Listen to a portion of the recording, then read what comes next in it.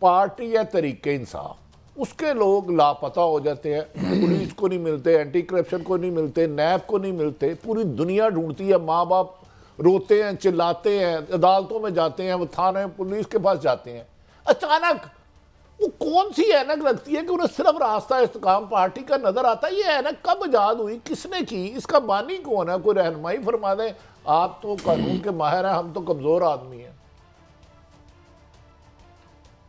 دیکھیں، اس کو دو طریقے سے سمجھا جا سکتا ہے۔ یہ جو کچھ ہم کر رہے ہیں نا، میں نے ایک کالم لکھا دنیا اخبار میں، اور اس وقت جو مشرقی پاکستان تھا اس کے حوالے سے خبر چھپی ہوئی تھی مشرق کی، وہ ٹائٹل سرخیاں تھیں، اور ٹائٹل سرخی یہ تھی کہ شیخ مجیب الرحمان گرفتار، اس کو جیل منتقل کر دیا گیا، حالات قابو میں آ گئے، ٹکا خان پہ حملے والی خبر جھوٹی ہے، اور جو لوگ ہیں وہ جوک در جوک وہ فلانی طرف جانا شروع ہو گئے۔ اب اس کا نتیجہ بڑا المناک ہوا تھا، وہ ایسا المیہ ہے جس کو ہم بیان ہی نہیں کرتے، خون کے آنسو دل روتا ہے، وہاں کتنی قربانیاں دی گئی تھیں، وہ جگہ تھی جہاں سے پاکستان کی تحریک کی بنیاد رکھی، وہ جگہ تھی جہاں سے آل انڈیا مسلم لیگ، یہ والی کوئی مسلم لیگ مسلم لیگ کی میں بات نہیں کر رہا جو ڈیل کے بغیر لوگوں کے پاس نہیں جا سکتی۔ تو یہ جو سارا ہے یہ بہت پرانا سکرپٹ ہے، اس میں صرف چہرے نئے فٹ کیے جا رہے ہیں کہ فلانی پارٹی میں کوئی چلا جائے۔ میں آپ کو مثال دیتا ہوں، اس پارٹی کا کوئی لیڈر، سب سے پہلے تو آپ جو امپورٹڈ آیا تھا سائفر کے بعد شہباز شریف، اس کا بڑا بھائی جو ڈبل امپورٹڈ ہے، اس لیے کہ اس کو پہلے کو ڈونلڈ ڈو لایا تھا، اب ڈونلڈ لو بھی اور ڈونلڈ بلوم بھی، یہ دونوں اکٹھے ہو گئے۔ اور جو امریکن ایمبیسی کو اس بات کی وضاحت کرنی چاہیے کہ انہوں نے کیا یہ کہا ہے، جو نون لیگ کی آفیشیل پیج کے اوپر آیا ہے، کہ جو سفیر ہے اس نے پاکستان سے نواز شریف کے لیے ووٹیں مانگی ہیں باقاعدہ، یعنی نواز شریف جو ہے اس کی مہم چل رہی ہے انتخابی، پہلے تو پینٹاگون میں چل رہی ہے، پھر دوسری اس کی کیپٹل ہل پہ چل رہی ہے، پھر اس کی وائٹ ہاؤس میں چل رہی ہے، اور پھر اس کی نیو یارک میں چل رہی ہے۔ یہاں تو وہ جو باہر نکل رہے ہیں، آپ روزانہ فوٹیجز دکھاتے ہیں، دیکھتے ہیں، اگر جو نہیں دکھائی جا سکتی وہ تو یہ تو باہر ہی نہیں نکل سکتے۔ تو یہ ایسی شیم ایکسرسائز ہے۔ اس وقت ملک کو تین چیزوں کی ضرورت ہے۔ بھٹی صاحب، آپ کے سوال کے آخری میں طرف جاتا ہوں۔ پہلی ضرورت یہ ہے کہ استحکام ہے، کیا زور زبردستی سے، وہ جالب نے کہا تھا محبت گولیوں سے بو رہے ہو، زمین کا چہرہ خون سے دھو رہے ہو، گمان تجھ کو کہ رستہ کٹ رہا ہے، یقین مجھ کو کہ منزل کھو رہے ہو۔ ہم کہیں منزل کھونے تو نہیں جا رہے کہ ہم پھر ایک ایسی پارٹی جو پبلک میں نہیں ہے اس کو ہم زبردستی مسلط کریں گے، جو پبلک میں ہے اس کی تصویر ہے، میں چونکہ آپ کی قانون کی چونکہ ظاہر ہے قائد صاحب یہ سوال آپ نہیں کرنا ہے، ویسے بابر امان صاحب سوال آپ کی ہے، میں صرف ایک چھوٹی سی رائے، دیکھیں اس میں قصور آپ کا بھی ہے، آپ نے عوام کو گرفت کر لی ہے، وہ نون لیگ بیچارے حلقوں میں جا نہیں سکتے، اب وہ لندن امریکہ نہ الیکشن کمپین چلائیں تو کہاں چلائیں؟ قائد صاحب سوال آپ کا، اب ووٹر آپ کیچ کر لیں 25 کروڑ، اب ان بیچاروں نے ہر جگہ جا کے مار ہی کھانی ہے، کسی سیف جگہ وہ آ جاتا ہے۔ دیکھیں وہ زمانہ ماضی میں اتنا دور نہیں ہے، جب لندن ہی ہمارا دارالخلافہ تھا، تو شاید عملی طور پر آج بھی ہے، مگر میں اگلے سوال پر طرف آتا ہوں، وقت کم ہے۔ سپریم کورٹ کے جو جسٹس مظاہر علی نقوی صاحب نے سپریم کورٹ کو رجوع کیا ہے، اور انہوں نے اس ریفرنس کو غیر آئینی قرار دیا ہے، اور بھی ان کے ظاہر ہے یہ ساری سٹوری آپ کے سامنے ہوگی، اس کو آپ کیسے دیکھ رہے ہیں؟ اور یہ آنے والے دنوں میں بھی اس طرح ہی ہمارے اداروں میں بھی اب خاک اڑنی، معاف کیجیے گا، شروع ہو گئی ہے، اس کا نتیجہ آپ کیا دیکھ رہے ہیں؟ دیکھیں نتیجہ تو میں نہیں پریمپٹ کروں گا، اس لیے کہ کچھ ہمیں وکیلوں کو اندازہ تو ہوتا ہی ہے کہ کس میں کتنی جان ہے، کس میں کتنی جان نہیں ہے، اور کیا کاز کیا ہے، یعنی کیس کیا ہے۔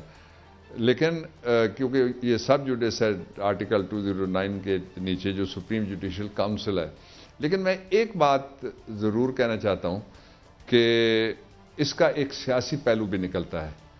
سیاسی پہلو یہ ہے کہ پوری نون لیگ کی ٹیم نے ایک مہم چلائی تھی، جن ججز کو نیم اور شیم کرنے کے لیے ان کی تصویریں لگائی تھیں، ان کے اندر جسٹس مظاہر علی اکبر نقوی صاحب، شاہ صاحب کا نام بھی شامل تھا۔ اس لیے میں یہاں رک جاتا ہوں۔ یہی تو کہانی شروع ہوئی ہے جہاں آپ رک گئے ہیں۔ چلیں خیر، قائد صاحب آپ سوال کریں۔ نہیں میں یہ عرض کر رہا ہوں کہ دیکھیں کچھ چیزیں تو سب جوڈس نہیں ہیں۔ مثال کے طور پر جب عدالت کی چوکھٹ پہ آ کے ججز صاحبان کی جو خاک اڑائی گئی تھی، وہ تو سب جوڈس نہیں ہے. اور جب بیٹھ کے یہ کہا جاتا تھا کہ جی بینچ فکسنگ ہو رہی ہے، تو یہ جو انٹیمیڈیشن ہے ایلیٹ کی طرف سے، جو سویلین ایلیٹ جو ہے، یہ کیا دو باتیں میں آپ سے پوچھنا چاہتا ہوں. میں آپ سے ان باتوں کی طرف نہیں جاؤں گا جہاں ظاہر ہے نو گو ایریاز ہیں. ایک تو آپ کو لگتا نہیں ہے کہ جو سویلین ہماری اشرافیہ بری طرح کیپچولیٹ کر گئی ہے، لیٹ ہی گئی ہے، مجھے ایسے لگ رہا ہے. تو ڈیموکریسی اور لبرل ڈیموکریسی جو ہے وہ خاک اڑ رہی ہے اس کی، کہ اللہ کی پناہ. Is this analysis true or it is exaggerated? No, it is certainly true to a greater extent. Certainly true. 100% کے قریب یہ آپ نے جو انالیسس کیا یہ درست ہے. اس لیے کہ دیکھیے جب آپ کہتے ہیں نا کہ سویلین سپرامیسی یا لبرل ڈیموکریسی یا پاکستان کے اندر کانسٹیٹیوشن میں دی ہوئی ڈیموکریسی، تو اس کے بھی ڈی نومینیٹر ہے نا. آپ کسی کو کہتے ہیں کہ یہ بزرگ آدمی ہے تو کوئی بزرگی کا نشان ہوگا اس کے چہرے کے اوپر، یا اس کے چہرے کی جھریوں بتا رہی ہوں گی کہ کتنا عرصہ اس نے زمانے کے ساتھ گزارا کیا ہوا ہے. میک اپ سے تو کوئی بزرگ نہیں بنتا، نہ اس کا کوئی احترام ہوتا ہے. جو اصل ایشو تھا وہ یہ تھا کہ پاکستان میں قائد اعظم علیہ رحمت کے دی ہوئی آزادی کے پیرامیٹرز کے اندر ملک نے چلنا تھا. وہ کہاں گئے سارے پیرامیٹرز؟ آپ اگر دیکھیں نا تھوڑا سا 17ویں صدی میں آپ واپس جائیں، جو پوسٹ اورنگزیب ایرا تھا اس میں دو بھائی تھے، وہ دونوں کے دونوں شاہ برادران کہلاتے تھے، اور ایک کا جو بڑا جرنیل تھا، ایک دوسرا اس کا چھوٹا جرنیل تھا. ان کو فیصلے کرنے کا اختیار دیا گیا. جو منارکی تھی اس کی بجائے جو پبلک سرونٹس تھے وہ اختیار میں آ گئے. جس طرح اس وقت بھی بیٹھی ہوئی بیوروکریسی کی گورنمنٹ ہے، نہیں ہر کس جگہ کوئی الیکٹڈ آدمی ہے. جو ریٹائرڈ بیوروکریٹ جو کرپشن کے الزامات کے نیچے یہاں تک ڈوبے ہوئے تھے ان سب کو اٹھا کے عہدے دے دیے گئے، اور روزانہ ایک کورٹ بری کر رہی ہے ایک فریق کو، اور روزانہ یعنی نیب اس وقت بھی جب میں آپ سے بات کر رہا ہوں وہ خبریں آپ لوگ چلا رہے ہیں کہ وہ ابھی بھی جیل میں عمران خان کو انٹیروگیٹ کر رہے ہیں. تو یہ وہ کدھر گئی وہ ساری جو تھیم تھی جس کے اوپر یہ ملک بنا تھا کہ پیرٹی ہوگی، کوئی ایکسپلائٹیشن. دوسرا آپ کا سوال یہ تھا وہ بابائے سوشلزم شیخ رشید نے ڈالا تھا آرٹیکل 3. اب ایکسپلائٹیشن کا یہ عالم ہے. آپ جس کو ایلیٹ کہتے ہیں میں اس کو ایلیٹ مافیا کہنا چاہتا ہوں معذرت کے ساتھ، اس لیے کہ مافیا ہوتا کیا ہے؟ جو ملک کے وسائل کے ایک حصے یا کسی خاص علاقے کے ایک وسائل کے حصے کے اوپر قبضہ کر لے. اب آپ دیکھ لیں کون سی انڈیپینڈنٹ جگہ ہے جس میں کسی عام آدمی کا بیٹا، جس طرح بس ڈرائیور کا بیٹا، لنڈن جو مستقل ٹھکانہ ہے ہمارے جو حکمران ہیں ان کا یہ تو ان کا الیکشنی موسمی، جس طرح مری میں آتے تھے گورے گرمیوں میں ان کا وہ ہوتا تھا کیپٹل، اسی طرح سے یا شملہ ہوتا تھا. تو ان کا کیپٹل تو الیکشن کے سیزن کے لیے ہوتا ہے، اس کے بعد یہ سارا کچھ ان کا وہیں ہے. لیکن مجھے بتائیں نا کہ کون سی عادت وہاں سے یہ سیکھ کے کچھ یہاں پاکستان کے اندر بہتری لا سکتے ہیں. پھر جو آخری اور تیسری بات ہے وہ یہ کہ اس مافیا نے اب بھی جو کچھ جتنا بھی جو ادارے ہیں جو پرائیویٹائز کرنے کے قابل ہیں اس کے لیے قانون موجود ہے، وہ تو ٹھیک بات ہے اس حد تک. خریدے گا کون؟ پہلے جو بینک بکے تھے وہ کس نے خریدے؟ پہلے جو اثاثے بکے تھے پاکستان کے وہ کس کے پاس الٹیمیٹلی گئے؟ پہلے جو کچھ کمپنیز آئی تھیں دوست ملک میں نام نہیں لے سکتا، نہ مڈل ایسٹ سے اور نہ ہی اپنے ویسٹرن بارڈر کے پرے سے میں نام لے سکتا ملکوں کا، لیکن نام ان کمپنیوں کے تھے، نام جو تھے لوگوں کے وہ لکھے ہوئے تھے. لیکن بعد میں پتہ لگا کہ جو خزانے کی چابی جس کے پاس تھی کوئی اس کے بیٹے لے گئے، کوئی اس کے سمدھی لے گئے، کوئی اس کے اور رشتہ دار سارے لے گئے. تو اس لیے میں نے پہلی بات کی تھی کہ اس ملک کو اگر بحران سے نکلنا ہے تو بحران کا ایک جو رستہ ہے وہ ابو الاثر حفیظ جالندری نے بھٹی صاحب اور قاضی صاحب بتایا ہوا ہے قوم کو کہ پاک سرزمین کا نظام قوت اخوت عوام، اگر آپ عوام کی قوت کو تسلیم نہیں کریں گے، ان کے ساتھ اخوت کا مظاہرہ نہیں کریں گے، یعنی ان کو برابری کا درجہ نہیں دیں گے، تو نظام کوئی بھی آپ لے کے آ جائیں گے وہ نہیں چل سکے گا. یہ جو پہلے تجربات ہوئے ہیں انہوں نے ملک کو یہاں پہنچا دیا ہے.